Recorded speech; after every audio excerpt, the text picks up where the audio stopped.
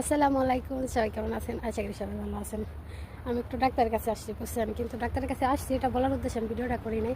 কিন্তু ভিডিওটা করার একটা উদ্দেশ্য, একটা অবাককাণ্ড বিষয় আপনাদেরকে দেখাবো, যে জিনিসটা দেখলে আপনারা অবাক হইবেন। আমি নিজেও দেখে অবাক হয়ে রয়েছি যে এটা কী করে সম্ভব, এটা কোনো দিন সম্ভব কন। তা আপনারা নিজের চোখে দেখেন যে এটার কুদরতি কী। আল্লাহ দিলে তারপর বাইরা দেয়, আর না দিলে কিছুই না, ঠিক আছে।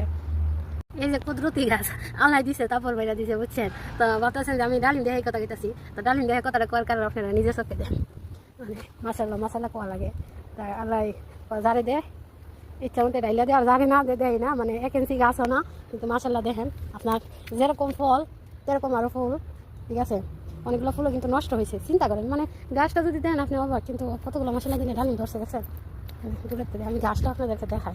হ্যাঁ গাছ, এই দেখেন গাছটা, মানে ছোট্ট একটা গাছ, হ্যাঁ ছোট্ট একটা গাছ। এটা গাছের গুঁড়া দেখছেন, আর এটা দেখেন কত বড় গাছ। এটার মতন 4-5টা ডালিম আছে, এছাড়া আর কিছুই নাই। এটাই এটাই কুদরতি ফল।